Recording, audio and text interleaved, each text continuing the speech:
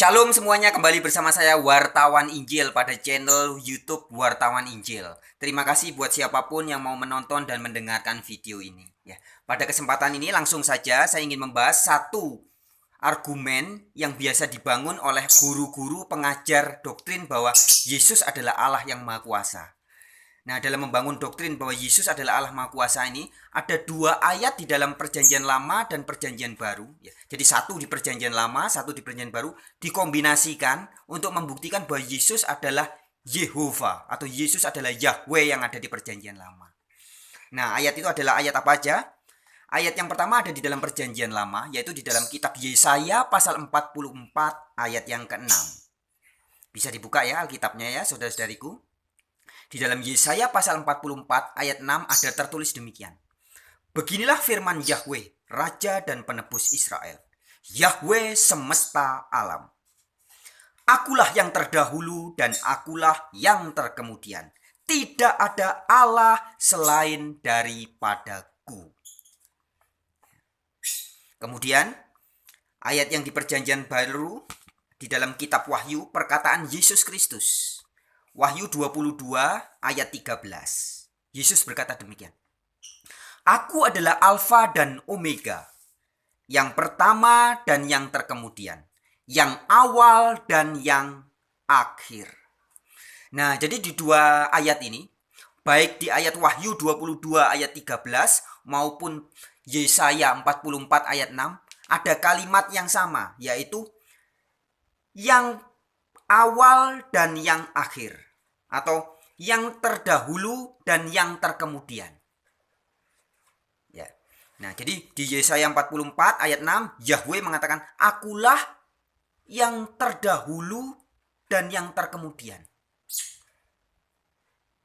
Kemudian di Wahyu 22 ayat 13 Yesus Kristus juga berkata, akulah yang terdahulu dan terkemudian.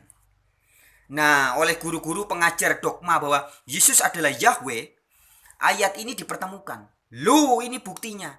Kalimatnya sama. Yahweh bilang, akulah yang terdahulu dan terkemudian. Yesus juga bilang, akulah yang terdahulu dan kemudian. Loh, berarti Yesus adalah Yahweh itu sendiri.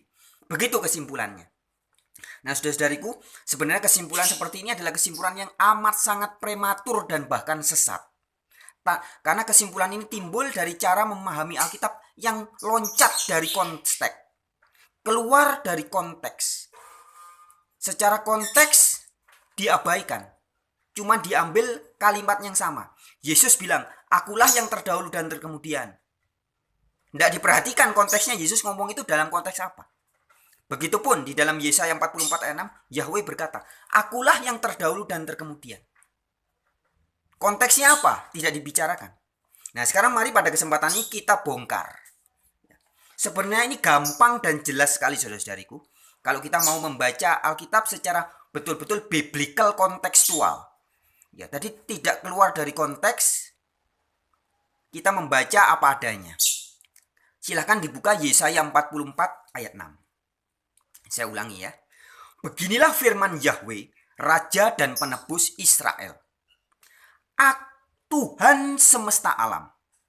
Akulah yang terdahulu dan akulah yang terkemudian. Tidak ada Allah selain daripadaku. Nah, jadi sebenarnya jawabannya ada di ayat itu sendiri. Yahweh berkata, akulah yang terdahulu dan akulah yang terkemudian. Tidak ada Allah selain daripadaku. Jadi maksud ayat itu, maksud Yahweh berkata, akulah yang terdahulu dan kemudian dalam konteks apa? Dalam konteks sebagai Tuhan semesta alam atau Yehova semesta alam. Dijelaskan di situ, tidak ada Allah selain daripadaku.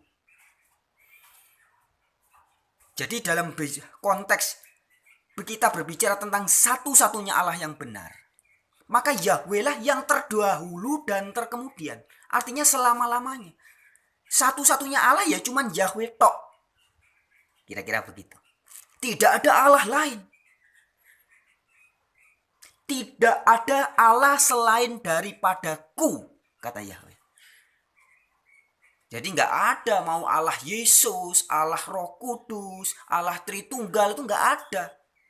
Dari zaman dulu sampai selama-lamanya Allah hanya Yahweh saja. Kira-kira begitu. Ya, dan itu ditegaskan di Yesaya 44 ayat 6 itu. Akulah yang terdahulu dan terkemudian.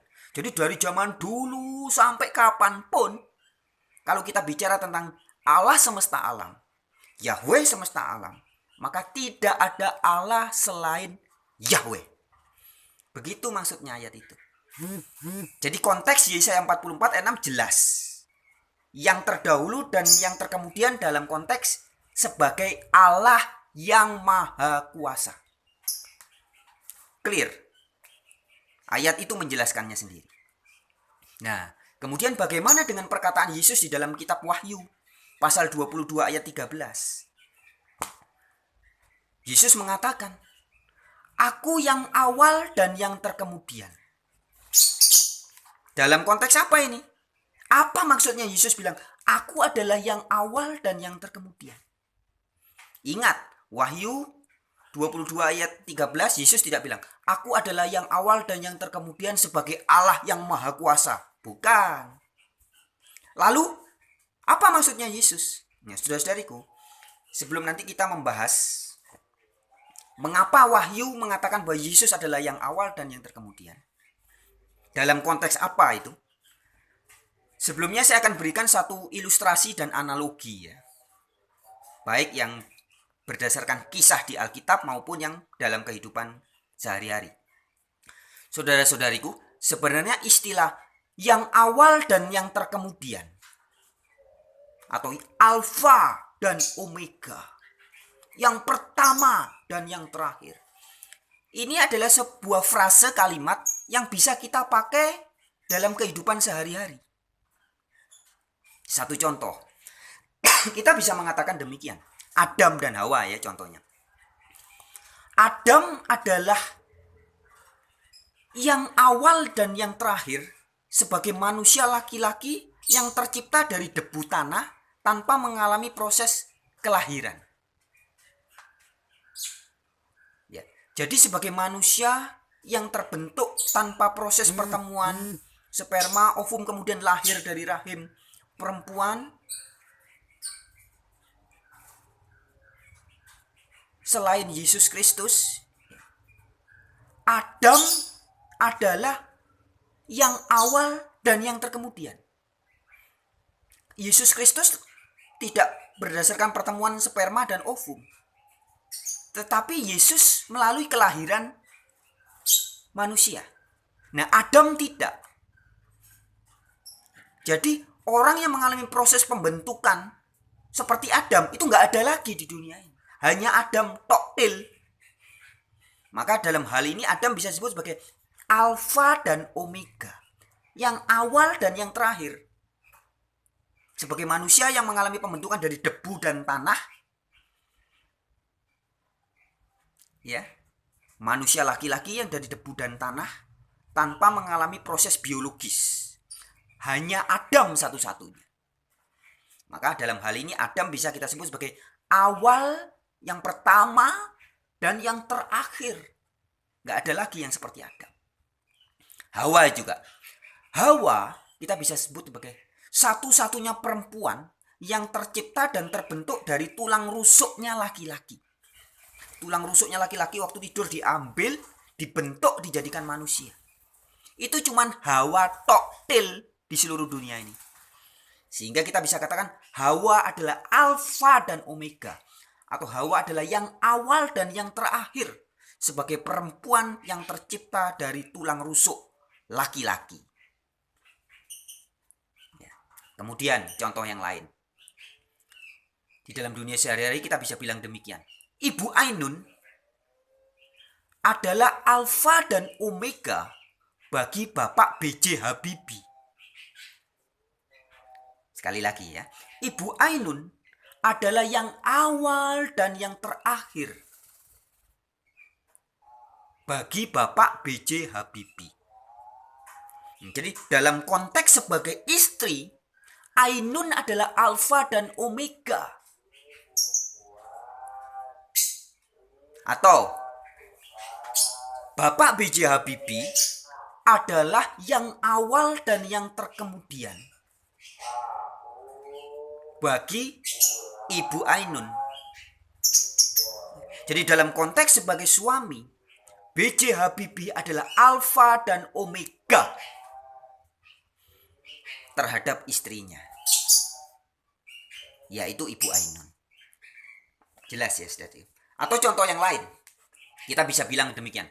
Presiden Soeharto almarhum, dia adalah alfa dan omega bagi Presiden Republik Indonesia yang menjabat presiden dalam 5 kali periode berturut-turut. 5 tahun, 5 tahun, 5 tahun, 5 tahun, 5 tahun. Nggak ada lagi yang lain. Sebelum Presiden Soeharto dan sesudah Presiden Soeharto tidak ada lagi.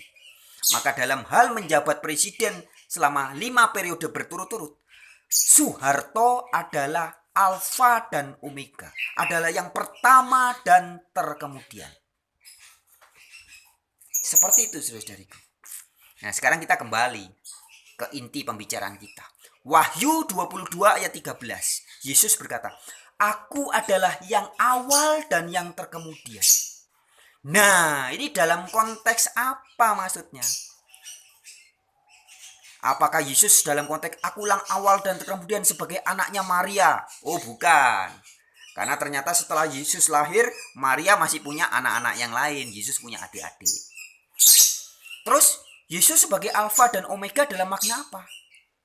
Nah, kita membaca kitab Wahyu harus juga dijelaskan oleh kitab Wahyu. Scriptura interpres scriptura. Ayat Alkitab menjelaskan ayat yang lain. Ayat Alkitab yang satu diterangkan ayat Alkitab yang lain. Nah, membaca kitab Wahyu supaya kita memahami maksudnya, kita juga harus teliti membaca ayat Wahyu yang lain. Nah, mengapa Yesus disebut sebagai satu-satunya atau yang awal dan yang akhir? Ini dalam makna apa? Saudara-saudariku bisa buka di dalam kitab Wahyu pasal yang ke-5. Silahkan dibuka ya. Kitab Wahyu pasal yang ke-5. Nanti dibaca sendiri ya, mulai ayat yang pertama sampai ayat yang terakhir, ayat ke-12, 13 atau 14.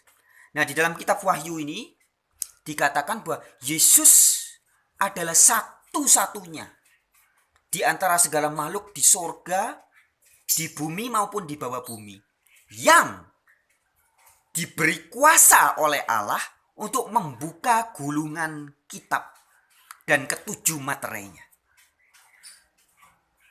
Ya, jadi kalau di ayat 3 saya kutipkan ya. Mulai ayat 2. "Dan aku melihat seorang malaikat yang gagah dan berseru dengan suara nyaring," katanya. "Siapakah yang layak membuka gulungan kitab itu dan membuka materai-materainya?" Ayat 3. "Tetapi tidak ada seorang pun yang di surga atau yang di bumi atau yang di bawah bumi yang dapat membuka gulungan kitab itu atau yang dapat melihat sebelah dalamnya." Jadi nggak ada, baik di surga, di bumi maupun di bawah bumi, nggak ada. Maka dikatakan, "Menangislah aku." Ayat 4 ya. "Maka menangislah aku dengan amat sedihnya, karena tidak ada seorang pun yang dianggap layak untuk membuka gulungan kitab itu ataupun melihat sebelah dalamnya." Jadi nggak ada yang berhak membuka gulungan kitab itu apalagi melihat isinya, nggak ada. Tetapi di ayat 5 dikatakan, "Jangan engkau menangis. Sesungguhnya singa dari suku Yehuda, yaitu tunas Daud, telah menang sehingga ia dapat membuka gulungan kitab itu dan membuka ketujuh materainya." Nah, di ayat 5 dikatakan, singa dari suku Yehuda. Siapa itu? Yesus Kristus. Yesus Kristus sudah menang sehingga bisa membuka gulungan kitab itu. Ayat 7 ya, baca ya. "Lalu datanglah anak domba itu." Siapa anak domba? Yesus Kristus ya. "Lalu datanglah anak domba itu dan menerima gulungan kitab itu dari tangan Dia yang duduk di atas tahta itu." Ya, jadi Yesus menerima gulungan kitab dari Allah Bapa. Di antara seluruh makhluk yang ada di surga, di bumi, dan di bawah bumi, tidak ada yang bisa membuka gulungan kitab itu selain Yesus Kristus. Selain Yesus Kristus, tunas Daud itu, tidak ada makhluk yang diberi kuasa oleh Allah Bapa untuk membuka gulungan kitab itu dengan ketujuh meterainya. Nah, jadi jelas saudara-saudariku ya, dalam hal satu-satunya makhluk yang diberi kuasa untuk membuka gulungan kitab itu, Yesus adalah yang awal dan yang terakhir. Tidak ada sebelum Yesus dan sesudah Yesus yang diberi kuasa oleh Allah Bapa untuk membuka gulungan kitab itu. Jelas ya saudara. Jadi Yesus adalah Alfa dan Omega dalam konteks makhluk atau orang atau pribadi yang diberi kuasa oleh Allah Bapa untuk membuka gulungan kitab itu dan ketujuh meterainya. Jelas, Yesuslah yang terawal dan yang terkemudian. Yang pertama dan yang terakhir. Nggak ada lagi jadi. Yesus toktil yang diberi kuasa. Nah saudara-saudariku, kalau kita bandingkan juga dengan ayat Alkitab yang lain. Di dalam Kisah Rasul 2 ayat 36 ada tertulis, Allah telah membuat Yesus menjadi Tuhan dan Kristus. Jadi di antara manusia-manusia yang lain, Yesus yang dibuat oleh Allah menjadi Tuhan dan Kristus. Satu-satunya. Demikian juga di dalam Matius 28 ayat 18, Yesus berkata, "Kepadaku telah diberikan segala kuasa di langit atau di surga dan di bumi." Nah, saudara-saudariku, tidak ada makhluk lain di muka bumi, di surga, dan di bawah bumi yang diberi kuasa seperti kuasa yang diberikan oleh Allah Bapa kepada Yesus. Nggak ada. Cuman Yesus toktil. Satu-satunya yang diberi kuasa atas surga dan bumi. Nah, jadi dalam hal ini, Yesus adalah yang pertama dan yang terakhir. Yesus adalah pribadi yang dipercaya oleh Allah Bapa, satu-satunya, yang awal dan yang akhir, untuk membuka gulungan kitab itu, untuk menjadi Tuhan dan Kristus, untuk diberi kuasa atas surga dan bumi. Jadi jelas saudara-saudariku, konteks kitab Wahyu 22 ayat 13 ketika Yesus berkata, "Akulah yang awal dan yang akhir." Bukan dalam konteks akulah yang awal dan yang akhir sebagai Allah yang maha kuasa. Bukan. Tapi Yesus berbicara, akulah yang awal dan yang akhir. Yang dipilih oleh Allah Bapa. Yang diberi kuasa oleh Allah Bapa. Untuk membuka gulungan kitab itu. Di antara seluruh makhluk di surga dan di bumi. Tidak ada yang lain. Hanya Yesus Kristuslah yang diberi kuasa itu. Yesus sangat istimewa saudara-saudariku. Yesus adalah satu-satunya. Adalah yang awal dan yang akhir. Yang dipakai oleh Allah Bapa. Menjadi Tuhan dan Kristus. Di dalam 1 Timotius 2 ayat 5. Yesus dikatakan adalah satu pengantara. Antara Allah dengan manusia. Allah itu Esa. Dan pengantara antara Allah dengan manusia juga Esa. Yaitu manusia Kristus Yesus. Nah, jadi juga dalam hal Yesus adalah satu-satunya pengantara. Ini Yesus adalah Alfa dan Omega. Yesus adalah satu-satunya pengantara antara manusia untuk mengenal Allah. Itu sebabnya Yesus berkata, tidak ada seorang pun yang bisa datang kepada Bapa kalau tidak melalui aku. Ingat ayatnya ya di Injil Yohanes. Akulah jalan dan kebenaran dan hidup.